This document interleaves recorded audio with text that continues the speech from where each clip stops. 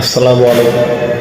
আজকে আমি আপনাদের একজন সফল ব্যক্তি সম্পর্কে বলবো, জুলাইবিস রাদিয়াল্লাহু আনহু। অনেকেই হয়তো ওনাকে চেনেন,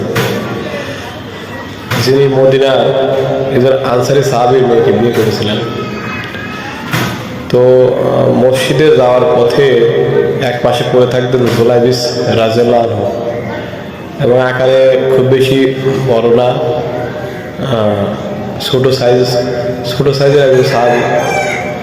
তো দুনিয়ার সফলতা নিয়ে আপনারা যারা উঠে পড়ে লেগেছেন, তাদের জন্য এই ভিডিওটি।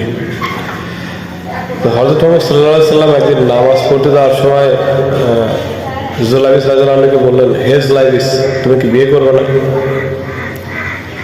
জুলাইবিস রাদিয়াল্লাহু আনহু হযরত মুহাম্মদ সাল্লাল্লাহু আলাইহি ওয়াসাল্লামের দিকে তাকিয়ে দেখলেন।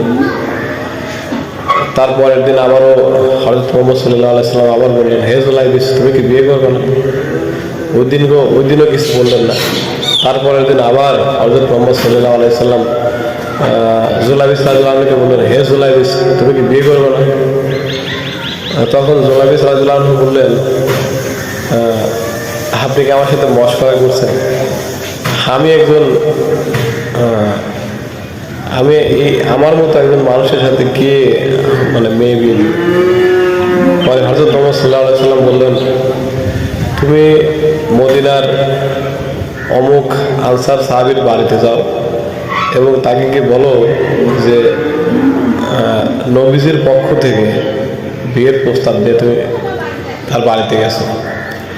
তো হযরত মুহাম্মদ সাল্লাল্লাহু আলাইহি ওয়াসাল্লামের কথা শুনে জুলাইবিস রাদিয়াল্লাহু আনহু তাই করলেন।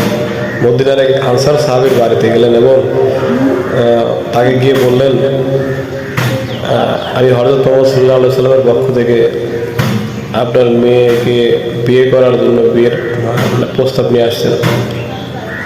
তো স্বাভাবিকভাবেই তিনি বললেন যে, তুমি যে বিয়ে করবা তো তুমি খাওয়াবা কি? স্বাভাবিকভাবে সবার প্রশ্ন থাকে এটা।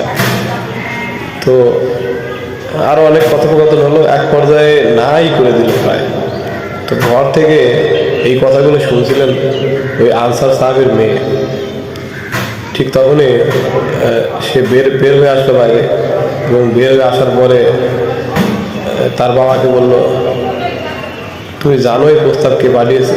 হযরত মুহাম্মদ সাল্লাল্লাহু আলাইহি ওয়াসাল্লাম নিজেই প্রস্তাব পাঠিয়েছে। এটা কিভাবে আমি না করে দিতে পারি?